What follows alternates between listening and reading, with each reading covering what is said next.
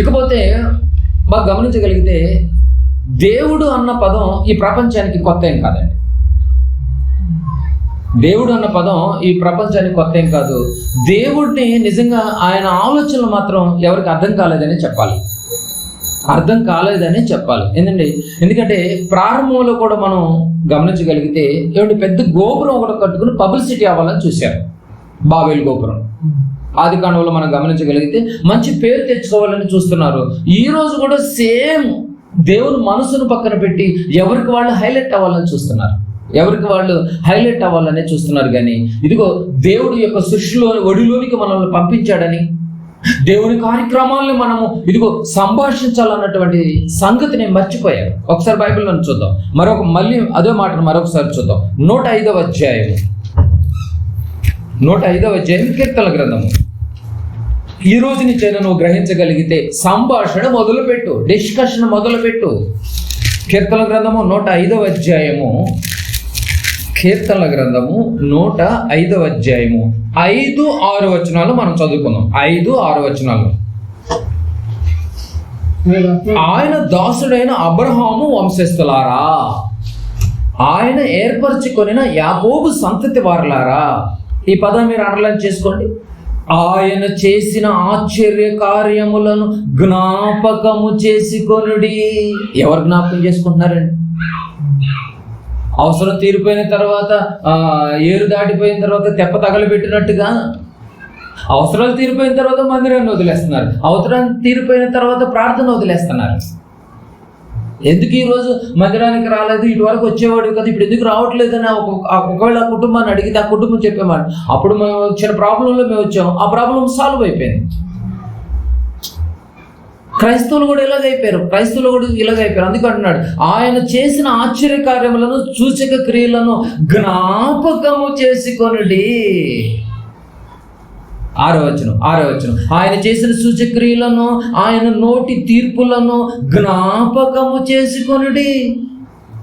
నిజంగా మన యొక్క జీవితంలో ఇప్పటి వరకు నీ ఆయుష్ సంవత్సరాలు ఎన్నో లెక్క పెట్టుకుంటే, గతించిన సంవత్సరాల నుంచి ఇప్పటి వరకు నీకు ఏ ఆశ్చర్యకార్యం చేయలేదా? నీకు ఏ సూచక్రియ చేయలేదా? ఏ విధంగా కూడా నేను రక్షించలేదా? ఏ విధంగా కూడా నేను కాపాడలేదా? అసలు మాట్లాడితే నీ పుట్టికే ఆశ్చర్యం కదా, నీ పుట్టికే వండరు కదా. బాగా గమనించాలి. ఈరోజు మనిషి సంవత్సరానికి సరిపడినటువంటి కార్యక్రమాలు అన్నీ పెట్టుకుంటాడండి బాబు. బర్త్డే ఎలా చేయాలి, డెత్ డే ఎలా చేయాలి, అది అలా చేయాలి, ఎలా చేయాలని ప్లానింగ్. ఆయన అంటున్నాడు, ఇదిగో నువ్వు ప్లానింగ్ వేసుకుంటున్నావేమో కానీ నా గురించిన కార్యక్రమాలను ప్లాన్ చేసుకుని డిస్కస్ చేసేవాళ్ళు ఎవరు అంటున్నాడు. నువ్వు డిస్కస్ చేయాలంటే ముందు నీకు జ్ఞాపకం ఉండాలి కదా. అన్ని జ్ఞాపకం ఉంటాయి నీకు, అంతే కదండి. నువ్వు వేసుకున్నటువంటి ప్లానింగ్లో ఏమండి, ఒక ఎల్ఐసి కట్టాలని, ఒక పెన్షన్స్ స్కీమ్లో ఉండాలని ఎన్నో స్కీములకు నువ్వు ప్లానింగ్ వేసుకుంటావు. కానీ దేవుని గురించినటువంటి ఆశ్చర్య కార్యాల గురించి ప్లాన్ చేసుకుని డిస్కస్ చేసేది ఎవరు అంటున్నాడు? జ్ఞాపకం చేసుకునేది ఎవరు అంటున్నాడండి బాబు, ఎవరని అంటున్నాడు. అందుకే ఎవరు దేవుడి గురించిన కార్యక్రమాలు ప్లాన్ చేసి డిస్కస్ చేసే వాళ్ళు ఎవరు లేరంటే అందరూ మర్చిపోయారంట ప్రారంభంలోనే. మళ్ళీ మనం ప్రారంభం దగ్గరికి మనం వెళ్ళగలిగితే దేవుడు మాత్రం దేవుడు చేసిన అన్ని కార్యక్రమాల గురించి జ్ఞాపకం చేసుకోమంటున్నాడు. అన్నీ చేసుకోవాలా? అన్నీ చేసుకోవాలి. అలా నువ్వు చేసుకోలేదనుకో, ఒకనాడు పరిస్థితి ఎలా అయిపోయిందో చూడండి. 6వ అధ్యాయం 13వ వచనం. ఆదికాండము 6వ అధ్యాయము 13వ వచనం. ఆదికాండము 6వ అధ్యాయము 13వ వచనంలో బైబిల్ ఇలాగ తెలియజేస్తుంది. ఏమని?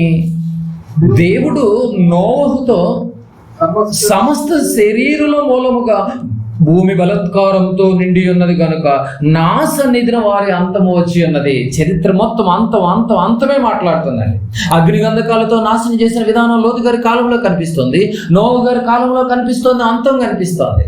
జలప్రళయంతో అంతం కనిపిస్తోంది. సమస్త శరీరం మూలంగా భూమి బలత్కారంతో నిండి ఉన్నది కనుక నా సన్నిధిన వారి అంతము వచ్చినది, భూమితో కూడా వారిని నాశనము చేయుదును.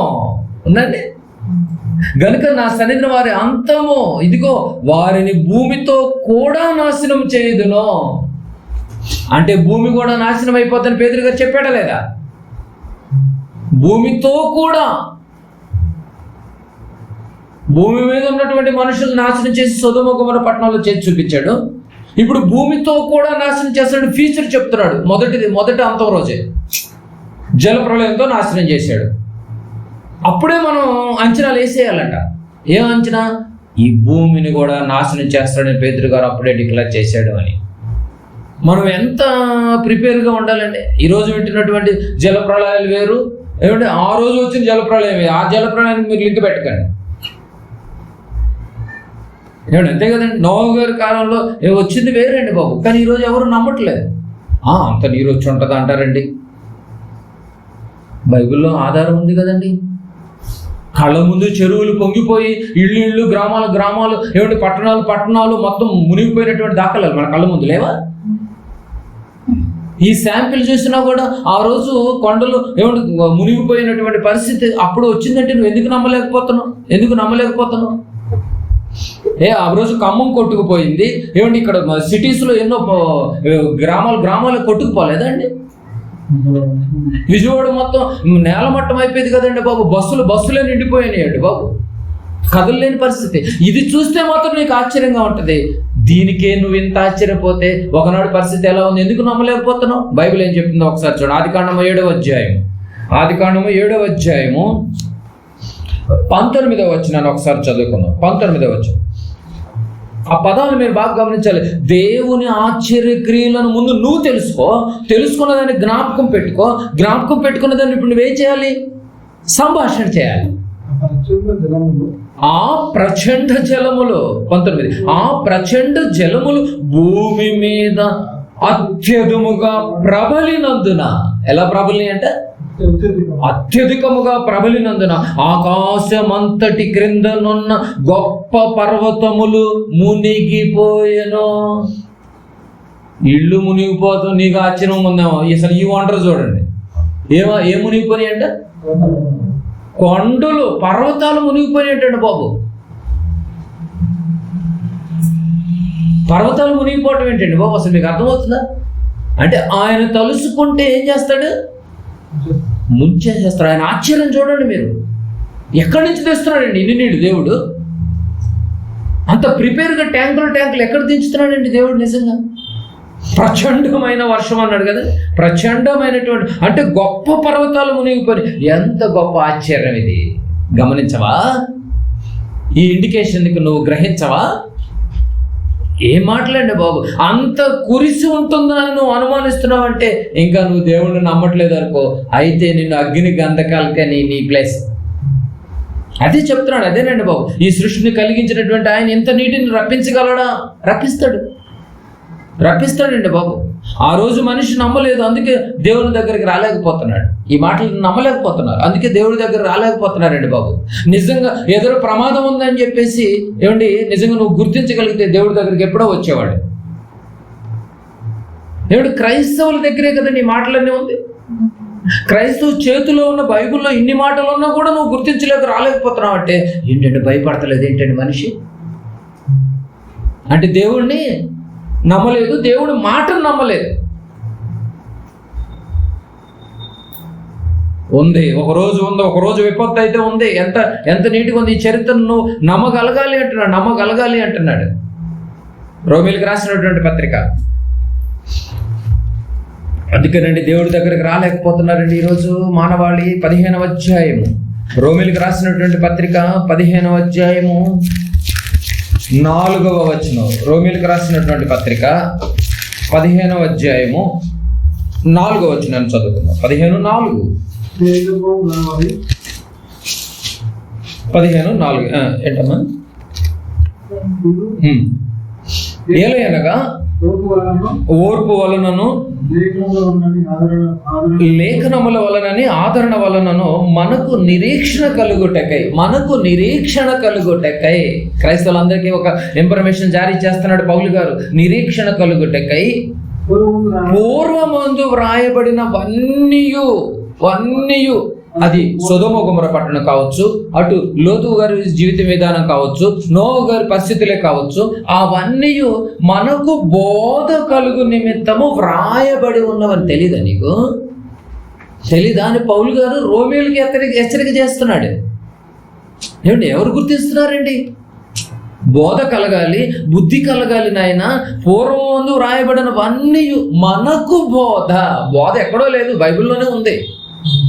ఎవరో ఏదో చెప్తారని చెప్పి మీరు ఎత్తుక్కుని వెళ్ళకండి. నీ చేతుల్లోనే ఉంది బోధ అంతా. నువ్వు చదివితే. ఈరోజు చదువుకోలేని వాళ్ళు ఎవరున్నారు? నువ్వు చదువుకోలేకపోయినా ఆ పరిస్థితి ఎంత భయంకరమో అని చెప్పేసి ఏమండి, ఆ చదువు లేనటువంటి వారు, నిశ అనేటువంటి వాళ్ళు పిల్లల్ని గొప్ప స్కూళ్ళలో చదివిస్తున్నారు. లోకం ఇది పరిస్థితులు. ఇంకా చదువు లేని వాళ్ళు ఎవరున్నారండి ఈరోజు? చదువుకోవచ్చు కదా చక్కగా. మనకు బోధ కలుగు నిమిత్తమే అని అంటున్నాడు, బోధ కలుగు నిమిత్తమే అంటున్నాడు అని.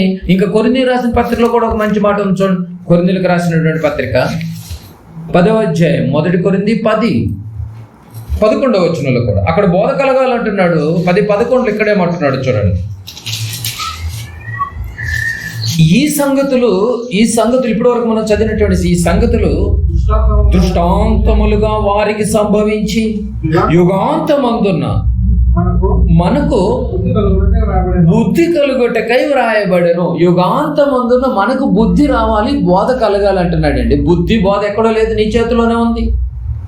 నువ్వు చదువుకోగలిగితే, వినగలిగితే, గ్రహించుకోగలిగితే, జ్ఞాపకం పెట్టుకోగలిగితే, సంభాషించగలిగితే, ఆయన ఆశ్చర్య కార్యములకు నువ్వు సరెండర్ అవ్వగలిగితే, ఏమండి ఒక భక్తుడిగా నువ్వు మారగలిగితే, లోతుగారిలాగా బహుదినము బాధపడగలిగితే, నిన్ను కూడా రేపు రక్షించడానికి సిద్ధంగా ఉన్నాడు. లేకపోతే భయంకరమైనటువంటి పరిస్థితి అంటున్నాడు, లేకపోతే నీకు బోధ ఎక్కదు అంటున్నాడు. చూడండి ఎంత బాగుందో చూడండి. వ్రాయబడిను. ఏ బుద్ధిని నేర్పించాలనుకున్నాడు దేవుడు, సాతాను మాత్రం మనిషి చేసిన కార్యక్రమాలని గొప్పగా చూపిస్తున్నాడు. దేవుడు చేసినటువంటి కార్యక్రమాలు మాత్రం కనుమరుగైపోయినాయి. అంతే కదా, దేవుడు చేసిన కార్యక్రమాలు మాత్రం కనుమరుగైపోయినాయండి బాబు. నోవా గారి కుటుంబం మీరు ఎంత చెప్పినా చెప్పకపోయినా మేము మాత్రం ఆ వాడను కడుతూనే ఉన్నాం అన్నారండి ఆ ఫ్యామిలీ. అన్నట్టుగానే చివరికి ఆ ఫ్యామిలీకే రక్షణ వచ్చింది. అందుకే దేవుడి విషయంలో ఎవరిని నమ్మకండి, ఎవరు సజెషన్ కూడా తీసుకోకండి. అర్థమవుతుంది లేదు మీకు? సజెషన్ తీసుకున్నారంటే పరిస్థితులు చాలా భయంకరంగా ఉంటాయి, సర్వనాశనం అయిపోయే పరిస్థితులు కూడా ఏర్పడుతూ ఉంటాయి. కనుక తన పిల్లలను కాపాడుకుంటున్నాడు, అవిధేయులైనటువంటి వారిని సర్వనాశనం చేస్తున్నాడు. ఇప్పుడు తన పిల్లలుగా మారిపోవాలి మనం. నోవా గారి ఫ్యామిలీ తన పిల్లలుగా మారిపోయింది. మరి మనం ఎలా ఉన్నామని అడుగుతుందండి బైబిల్. మనం ఎలా అడుగుతుంది బైబిల్. నువ్వు ఎలా ఉన్నావు? ఆయన ఆశ్చర్యకార్యాలు నీకు ఆశ్చర్యంగా అనిపించట్లేదా? ఇంకా నువ్వు గ్రహించగలవా? గ్రహించలేకపోతున్నావేమో. అయితే నువ్వు ఆత్మను రేపు భయంకరమైనటువంటి మండుగుండములో పడవేసుకునే పరిస్థితి వచ్చింది నీకు అంటున్నాడు. చూద్దాం ఇంకా నిర్గమకాండం 14వ అధ్యాయం. నిర్గమకాండము 14వ అధ్యాయము 21వ వచనం చదువుకుందాం. నిర్గమకాండము 14వ అధ్యాయం 21వ వచనం. 21 చూడండి. మోషే సముద్రం వైపు తన చెయ్యి చాపగా యెహోవా ఆ రాత్రి అంతయు, ఏమిటి ఆ రాత్రి అంతా, ఏమిటి సముద్రాన్ని మైండ్లో పెట్టుకోండి. సముద్రం ఒడ్డున కూర్చుని, బీచ్లో ఒడ్డున కూర్చుని ఆ సౌండ్కే గుండెలు ఆగిపోతాయి. సాయంకాలం 6 తర్వాత వెళ్ళండి సముద్రానికి, ఒడ్డుకి. రాత్రి 10:30 దాకా ఉన్నామంటే ముందు పరిగెత్తాల్సింది, అక్కడ ఉండలేవు నువ్వు కదండి. అలాంటి సముద్రాన్ని మీరు మైండ్లో పెట్టుకుంటే, మోషే సముద్రం వైపు తన చెయ్యి చాపగా యెహోవా ఆ రాత్రి అంతయు బలమైన తూర్పు గాలి చేత సముద్రమును తొలగించి దానిని ఆరిన నేలగా చేసాను. ఎంత వండరండి బాబు, ఆశ్చర్యం కాదైతే నీకు? అలాంటి ఆశ్చర్యకరునికి నువ్వు కుమారులుగా పిలువబడాలి అనిపించట్లేదా? ఆ రాత్రి అంతా అండి సముద్రం అంట గోడలను చేసుకుని కూర్చోబెట్టాడంట, నిలబెట్టాడంట. ఎంత గొప్ప మాటలండి బాబు. ఆరిన నేలను చేసాను అనందు చూడండి, ఆరిపోయిందంటండి బాబు అప్పటికప్పుడే. ఆరిన నేలను చేసాను. ఆనాటి ఇశ్రాయేలులో నమ్మకం కలగలేదండి బాబు. అయినా ఎర్ర సముద్రం పాలైపోయింది. ఎర్ర సముద్రం పాలైపోయింది. నిజంగా ఎంత వండరో మీరు బాగా గమనించాలి. ఏమండి, చైనా చుట్టూ వాళ్ళ ఆ పట్టణం చుట్టూ గోడ కట్టుకున్నారండి బాబు. చైనా వాల్ అంటారు. వండరస్సులు ఇదొక వండర్ అంట. నీ ఇంటి చుట్టూ కాంపౌండ్ వాల్ కట్టుకున్నావు, ఒక వండరా అండి? ఏమన్నా నిజంగా మీరు బాగా గమనించండి. ఎక్కడ ఎటు కలిసిపోకోకుండా, ఎవరు ఆక్రమించుకోకుండా నీ చుట్టూ నువ్వు కాంపౌండ్ వాళ్ళు ఎట్ట కట్టుకున్నావు, వాళ్ళ పట్టణం చుట్టూ వాళ్ళకు కాంపౌండ్ వాళ్ళు కట్టుకున్నారు. అది చైనా వాళ్ళు. అది నీకు వండర్ అని చెప్పేసి గిన్నెస్ బుక్లు ఎక్కితే ఈ వండర్ ఎవరు చెప్పాలి? క్రైస్తవుడిగా నీకే తెలియకపోతే ఆ రాత్రి అంతయు సముద్రంలో గోడలు కట్టేసుకుందంట, ఆరిన నేల అయిందంట. ఏం వండరండి బాబు, ఇది సంభాషించగలవా నువ్వు? ఈ సంభాషణలు నువ్వు సంభాషించలేవు. ఎంత వండరో మీరు బాగా గమనించాలి. ఇంకా 24వ అధ్యాయం 14లోనే 24 చూడండి. అయితే వేకుజామున యెహోవా ఆ అగ్ని మేఘమయమైన స్తంభము నుండి ఐగుప్తీయులు దండు వైపు చూచి ఐగుప్తుల దండును కలవరపరిచి వారి రథచక్రములు ఊడిపోయినట్లుగా చేయగా వారు బహు కష్టపడి తోలుచుండ్రి. చాలా కష్టపడి తోలుతున్నారంట. తొందరగా పట్టుకోవాలి వీళ్ళని, లేపేయాలని. ఏమండి, చాలా బహు కష్టపడి తోలుచుండిరి ఇశ్రాయేలీల. అప్పుడు ఐగుప్తీయులు ఇశ్రాయేలీయుల ఎదుట నుండి పారిపోదుము రండి, యెహోవా వారి పక్షమున వారితో యుద్ధము చేస్తున్నాడని చెప్పుకొనిరి. వాళ్ళు ఏమనుకున్నారంట? పారిపోదుము రండి అనుకున్నారంట. ఎందుకు? వారి పక్షాన్ని యుద్ధం చేస్తున్నాడు. అమ్మో, సముద్రాన్ని ఎర్ర సముద్రాన్ని 2 పాయలుగా చేయటం ఏంటి, ఆరిని నేల చేయటం ఏంటి, అరికాళ్ళు మట్టి అవ్వకోకుండా అటువైపుకు నడవటం ఏంటి? ఏం వండరు బాబు. ఐగుప్తుల కన్నా ఆ రోజు ఆశ్చర్యమైపోయి వెనుదిరిగి వెళ్ళిపోయారంటండి బాబు. కష్టపడి తోలుతున్నారట. దేవుడు ఈరోజు నిజంగా క్రైస్తవుడు ఒక వండర్గా అనిపిస్తున్నాడు నువ్వు నమ్ముకున్న దేవుడు. ఇంకా యెహోషువ గ్రంథం చూడండి, ఆయన వండర్స్ అర్థం కావట్లేదండి బాబు. అవి జ్ఞాపకం చేసుకోండి అంటున్నాడు, మీకు అర్థమవుతలేదు. వాటిని డిస్కస్ చేయండి అంటున్నాడు. ఏమిటి ఇవేమన్నా డిస్కస్ చేస్తున్నావు అండి? ఏమండి, మీరు ఏదైనా ఒక ఫంక్షన్కి వెళ్ళినప్పుడు, ఎక్కడికైనా వెళ్ళినప్పుడు ఈ విధమైన కూర్చొని డిస్కషన్ ఏమైనా చేశారా? ఇవి చేయరు. ఎక్కడ పట్టుకొచ్చారండి వంట మాస్టర్ని? ఈసారి మావాడు వివాహం కూడా ఒకటి ఉందండి, ఆ విజిటింగ్ కార్డు ఏమైనా ఉంటే ఇవ్వండి. బాగు చేశాడు. ఇవా అంటే వండర్స్ మీకు అర్థం. అసలు ఆ చక్ర పొంగల్ చేశాడంటే నిజంగా దాంతో చాలని సరిపెట్టుకోవచ్చు. అసలు యెహోషువ గ్రంథము 2వ అధ్యాయం, యెహోషువ గ్రంథము 2వ అధ్యాయము 2వ అధ్యాయము 10-11 వచనాలు చదువుకుందాం. 10-11 వచనాలు చదువుకుందాం. దేవుడు ఆశ్చర్య కార్యములను ఎప్పటికైనా నువ్వు గ్రహించుకో, ఆలోచన చెయ్యి, లేకపోతే రేపు అగ్నిగంధకాలకు దొరికిపోవాల్సిన, ఆహుతి అయిపోవాల్సిందే. అది చెప్తుంది బైబిల్. 2వ అధ్యాయం 10-11 వచనాలు. మీరు ఐగుప్తు దేశములో నుండి వచ్చినప్పుడు మీ ఎదుట యెహోవా ఎర్ర సముద్రపు నీరును ఎలాగు చేసెనో. మర్చిపోయిన వాళ్ళకు గుర్తు చేస్తున్నాడు. చేసెనో యోర్దాను తీరమునున్న అమోరీయులు 2 రాజులైన సిహోనునకును ఓగునకును మీరేమి చేసిరో, అనగా మీరు వారిని ఎలాగూ నిర్మూలం చేసిరో ఆ సంగతి మేము వింటిమే. ఆ రోజు ఎర్ర సముద్రం పాయలైందంటగా, 6 నేల మీద మీరు అందరు నడిచి వచ్చారంటగా అని డిస్కషన్ నడుస్తుంది. 11వ వచనం మాట చూడండి. మేము ఆ సంగతి వింటిమి. వాళ్ళు విన్నారంట. ఆ విన్నవాళ్ళు ఎవరో కూడా చెప్పాడు అక్కడ. మేము వింటిమి. విన్న వెంటనే వాళ్ళ ఆలోచన ఎలా మారిపోయింది చూడండి. మేము వినినప్పుడు మా గుండెలు కరిగిపోయాను. ఏమండి, నిజంగా మన గుండెలు కరుగుతున్నాయండి. మా గుండెలు కరిగిపోయాను. చాలు, మా గుండెలు కరిగిపోయాను. మీ దేవుడైన యెహోవా పైన ఆకాశమందును కింద భూమి అందును దేవుడే.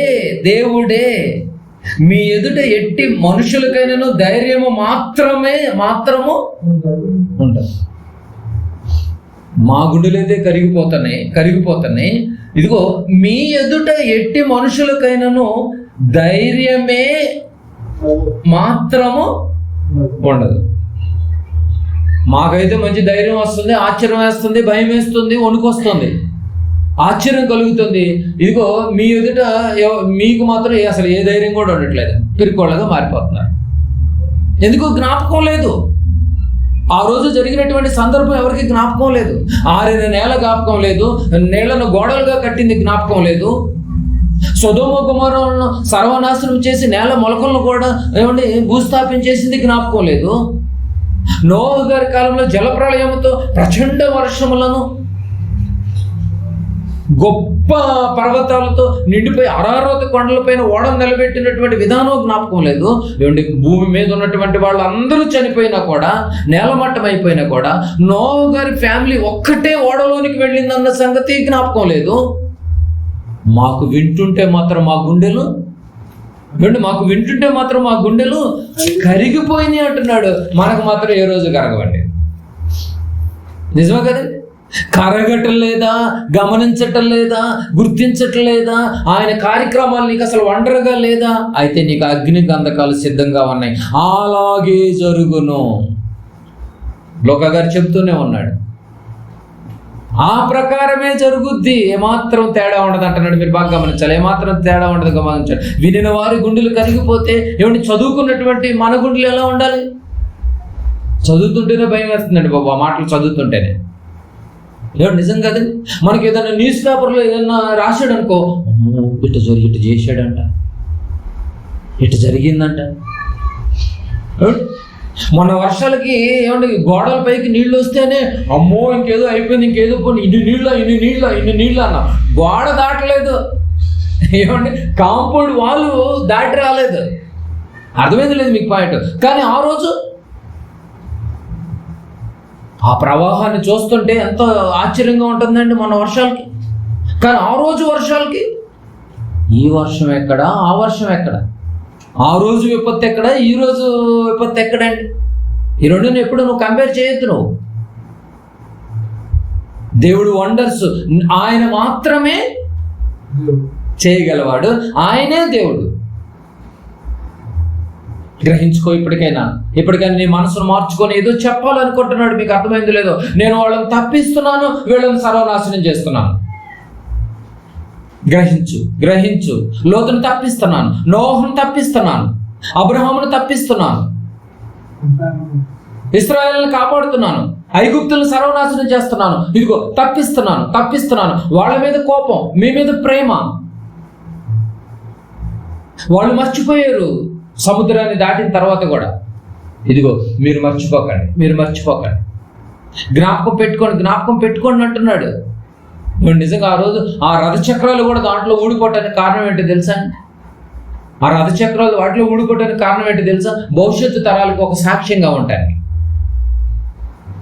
వాళ్ళు వేసుకొచ్చినటువంటి రథచక్రాలను చూసారా, అవన్నీ ఊడిపోయినాయి. ఇదిగో నిజంగా నోవహు గారు ఓడ కూడా దొరికింది. ఇవన్నీ సాక్ష్యాలు, ఇదని చరిత్ర. అలా సాక్ష్యంగా పెట్టింది కూడా దేవుడేనండి. బైబిల్లో చూస్తారు అపోస్తల కార్యములు 14వ అధ్యాయం. అపోస్తల కార్యములు 14వ అధ్యాయం. మన గుండెలు ఎప్పుడు కరగాలండి బాబు? మన గుండెలు ఎప్పుడు కరుగుతాయి? మన ఇంట్లో ఏదైనా జరిగితే గుండెలు కరుగుతాయి. ఏమండి? అపోస్తల కార్యములు 14వ అధ్యాయం.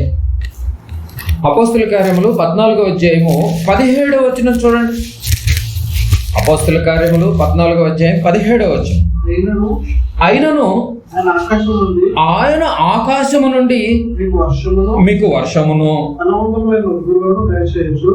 ఫలవంతములైన ఋతువులను దయచేయచ్చు, ఆహారం అనుగ్రహించుచు, ఉల్లాసముతో మీ హృదయములను నింపుచు, మేలు చేయుట చేత తను గూర్చి సాక్ష్యము లేకుండా చేయలేదని బిగ్గరగా చెప్పి సాక్ష్యం పెడతాడండి ఎక్కడేం జరిగినా కూడా. ఆ రథచక్రాలు సాక్ష్యాలు, ఆ ఓడ అక్కడక్కడ కొన్ని దొరుకుతున్నాయి, అవి సాక్ష్యాలు. ఆలోచించేయాలి.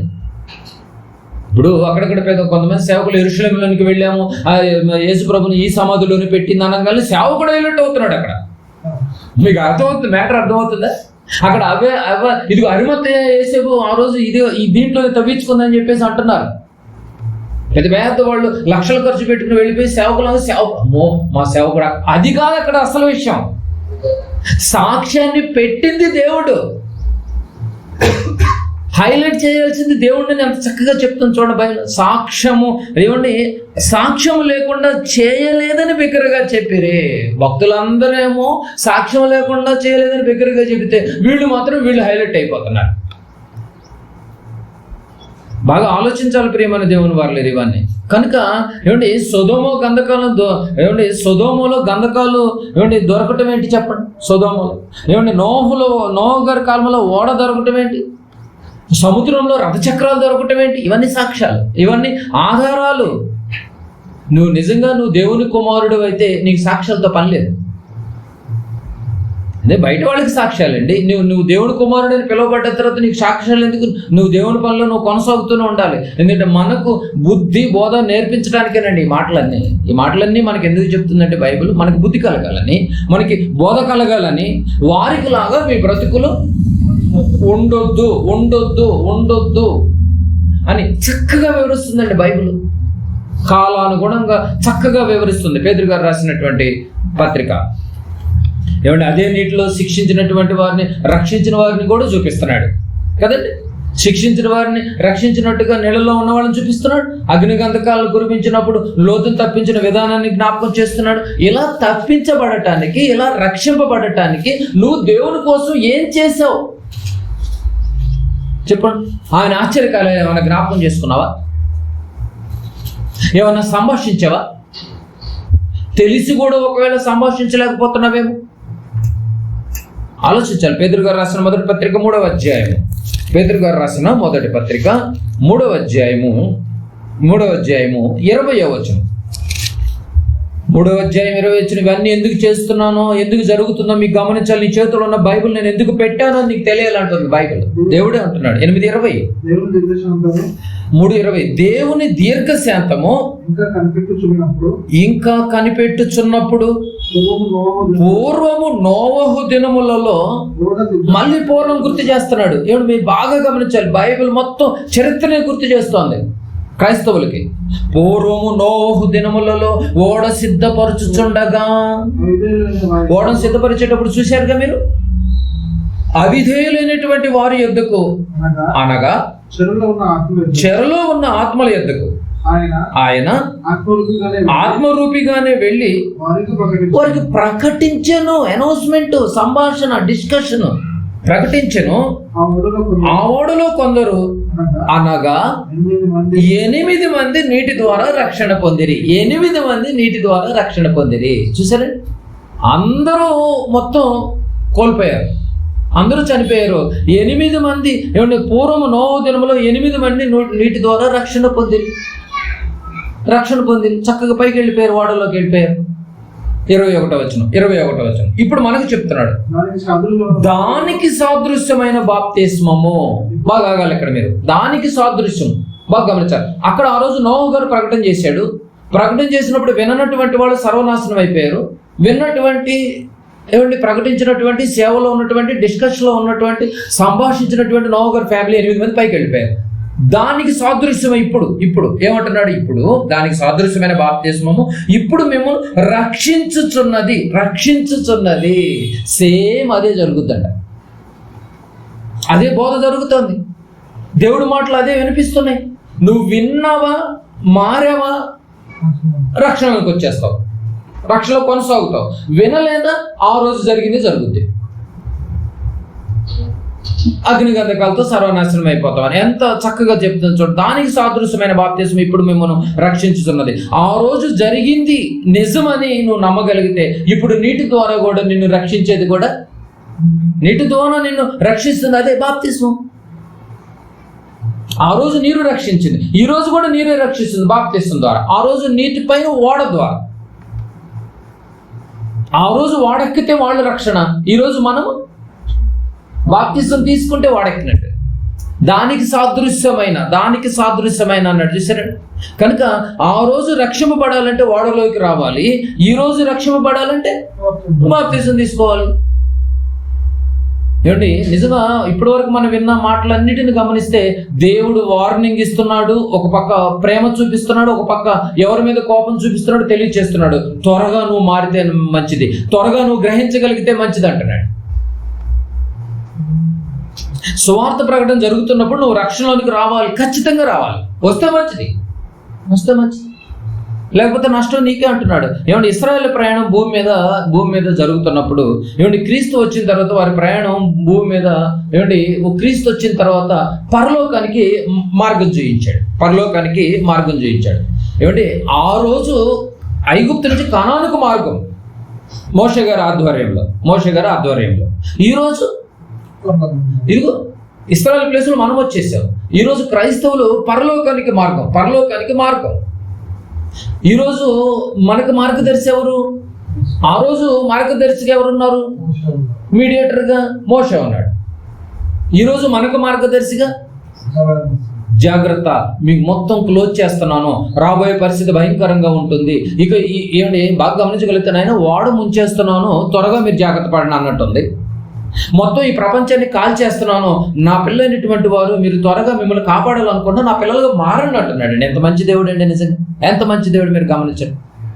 అందుకు అంటున్నాడు మీరు మారటానికి ఒక అవకాశం ఇస్తున్నాను, జాగ్రత్త అంటున్నాడు. యోహాను సువార్త 14వ అధ్యాయం బాగా గమనించాలి. మార్పు కోసం దేవుడు ఎన్ని ప్రయత్నాలు చేస్తున్నాడు చూడండి, మనిషి మారటం కోసం. యోహాను సువార్త 14వ అధ్యాయము 6వ వచనం. యోహాను సువార్త 14వ అధ్యాయము 6వ వచనాన్ని ఒకసారి చదువుకున్నాం. 14:6. యేసు నేనే మార్గమును సత్యమును జీవమును, నా ద్వారానే తప్ప. ఎంత బాగుందో చూడండి, నేనే మార్గము జీవము సత్యము, నా ద్వారానే తప్ప ఎవడును తండ్రి యొద్దకు రాడు అంటున్నాడు. అంటే నేనే మార్గాన్ని ఓపెన్ చేసేసాడు, పరలోకానికి ద్వారం వేసాడు, మార్గం పెట్టేసేసాడు. మార్గం ఇప్పుడు పరలోకానికి మార్గం ఎవరు? ఇప్పుడు ఏసే మార్గదర్శి, ఏసే దిక్కు, వేరే ఇంకే దిక్కు లేదు. ఇక ఎవరికైనా ఏసే దిక్కు. ఎందుకు? ఇక్కడ మొత్తాన్ని బేస్ లేదు. ఇక నువ్వు నిలబడటానికి ఎక్కడ బేస్ లేదు. ఇక నీకు ఒకటే మార్గం. ఇక్కడ నువ్వు వెళ్ళే మార్గం ఎక్కడికి? ఇప్పుడు పరలోకానికి వెళ్ళాలి. పరలోకానికి వెళ్ళాలంటే నీకు రూట్ మ్యాప్ ఏది? యేసు ప్రభు. త్వరగా నమ్ముకో, త్వరగా గ్రహించుకో, త్వరగా అర్థం చేసుకో, వినుట వల్ల విశ్వాసం పెంచుకో, రక్షణలోనికి రా, బాప్తిసం తీసుకో. ఈ లోకాన్ని క్లోజ్ చేయబోతున్నాడు, అంతం చేయబోతున్నాడు. ఏమవుతుందిలే అని చెప్పి అపహాసకులు ఎంతో మంది అంటూ ఉంటారు. అవన్నీ నువ్వు పట్టించుకోవద్దు. ఒకవేళ నువ్వు అన్ని పట్టించుకున్నా కూడా ఈలోపు నీ అంతమైతే అయిపోతుందిగా. ప్రపంచం అంతం సంగతి పక్కన పెట్టు, ముందు నీ అంతమైతే అయిపోతుందిగా. మరి నువ్వు మారటం ఇంపార్టెంటేగా. అలా చూసుకున్నా కూడా. కనుక ప్రియమైన దేవుని వారలారా, ఎర్ర సముద్రాన్ని చీల్చి మార్గాన్ని వేసినటువంటి దేవుడు, ఎర్ర సముద్రాన్ని చీల్చి మార్గాన్ని వేశాడు. కనానికి మార్గాన్ని వేసినటువంటి దేవుడు యేసుక్రీస్తు ద్వారా పరలోకానికి మార్గం వేశాడు. ఈ మార్గంలోకి నువ్వు రావాలి. ఆ రోజు ఆ మార్గంలోకి వస్తే సముద్రం దాటి వెళ్ళిపోయేవాడు. తర్వాత మార్గాన్ని క్లోజ్ చేసే వాళ్ళందరూ నాశనం అయిపోయారు అక్కడ. ఈరోజు మార్గం మూసివేసే రోజు ఒకటి వచ్చింది. కనుక నువ్వు చాలా జాగ్రత్తగా ఉండాలంటున్నాడు. మనం రక్షణలోనికి రావటం ఎంత ఇంపార్టెంటో. ఇప్పుడు రక్షణలోనికి వచ్చావు అంటే అది ఆశ్చర్యం అండి బాబు. అమ్మో, రక్షణలోనికి వచ్చాడమ్మో, ఎంత అదృష్టవంతుడు, ఎంత వరించింది దేవుని కృప అని అనుకోవాలి. రక్షణలోనికి వచ్చిన తర్వాత కూడా ఇందాక చెప్పినట్టుగా కంచిని కొట్టేసుకునే పరిస్థితి తెచ్చుకోకు. దేవుని ప్రభావాన్ని పోగొట్టుకునేటట్టుగా తెచ్చుకోకు. శ్రమ పడుటలో, ఓర్పు కలుగుటలో మాత్రం నువ్వు మంచి స్టాండర్డ్గా ఉన్నావా, అంతవరకు నువ్వు కాపాడుకోగలిగావా, రేపు అగ్నిగంధకాలను నువ్వు తప్పించుకోవచ్చు అని వాక్యం ఎంతో తెలియజేస్తుంది. అందుకే ఈ రక్షణ గురించి ఒక మంచి మాట చెప్పింది బైబిల్. హెబ్రీయులకు రాసినటువంటి పత్రిక చరిత్రను గుర్తు చేస్తున్నాడు. ఏమండి? ఫ్యూచర్ని గుర్తు చేస్తుంది బైబిల్. ఏమండి? ఫాస్ట్ టెన్స్, ఫ్యూచర్ టెన్స్ రెండుని గుర్తు చేస్తుంది ప్రజెంట్లో ఉన్న మనకి. హెబ్రీయులకు రాసినటువంటి పత్రిక 2వ అధ్యాయం 2వ వచనం చదువుకుందాం. ఇంత గొప్ప రక్షణ ఎలాంటిదంటే టైం పాస్ అది కాదు. రక్షణ అంటే దేవునిలోనికి రావటం అంటే టైం పాస్ కోసం రావద్దు. ఎంత గొప్ప రక్షణ అన్నాడు చూడండి, ఎంత గొప్పగా చూపిస్తున్నా చూడండి. లోకంలో అన్నిటికంటే గొప్పది ఏది? రక్షణ. నువ్వు దేవునిలోనికి రావటమే నీకు గొప్ప రక్షణ అండి బాబు. ఇంత గొప్ప రక్షణను నిర్లక్ష్యము చేసిన ఎడల ఎలాగూ తప్పించుకుందాము. నిర్లక్ష్యం చేసేవా? దేన్ని తప్పించుకోలేవు నువ్వు? అగ్నిగంధక. బైబిల్ ఎంత చక్కగా ఉంది చూడండి. కానీ నువ్వు నిర్లక్ష్యం చేయకుండా జాగ్రత్తగా ఉన్నావా? లక్ష్యంతో బతుకుతున్నావా? అయితే క్రీస్తు మార్గంలో నువ్వు సన్మార్గంలో నడవటానికి దేవుడు మంచి అభయహస్తాన్ని ఇస్తాడు. ఎంత గొప్ప లక్షణం నిర్లక్ష్యం చేస్తే ఎలాగో తప్పించుకుందాము. నిజంగా ఎంత గొప్పదండి బాబు. నిజంగా మనము చీకటి స్థితిలో ఉన్నప్పుడు, ఇష్టానుసారంగా బ్రతుకుతున్నప్పుడు, దేవుడు మనల్ని ప్రేమించి కరుణించి మన్నించి చేయి చాచి పెంట కుప్పలో ఉన్నటువంటి మనల్ని ఆదరణ కలిగించి పైకి లాగాడే. నిజంగా అది ఎంత వండర్ అండి బాబు. లేకపోతే లోకంలో కొట్టుకుపోయేవాడు. లాగటమే కాదు నీకోసం త్యాగగనిగా మారిపోయాడు.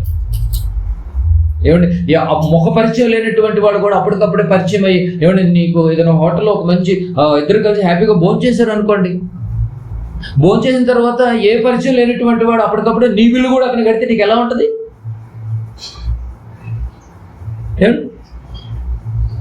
హైవేలో నువ్వు భోజనం చేయాలంటే మినిమం 500 లేదు, నువ్వు భోజనం లేదు సాదా హోటల్లో. అలాంటి టైంలో నీ బిల్లు ఆయన బిల్లు కూడా ఇద్దరు బిల్లు కూడా అక్కడే కట్టేసాడు. అప్పుడే మొహపరిచయం పెట్టింది. ఎంత ఆశ్చర్యంగా ఉంటుంది నీకు. నిజంగా అసలు ఆయన ఎవరో నాకు తెలియదండి, కానీ నా బిల్లు కూడా కట్టేసేటండి. రూపాయి లెక్కలు వేసుకునేటువంటి ఈ రోజుల్లో నిజంగా 500 నా ఫుడ్ బిల్లు కట్టేటంటే మామూలు విషయం అండి అసలు నిజంగా అని ఎంత ఆశ్చర్యంగా వేస్తుంది మనిషి పట్ల. కానీ నీకు కట్టింది దేవుడు ఫుడ్ బిల్ కాదు.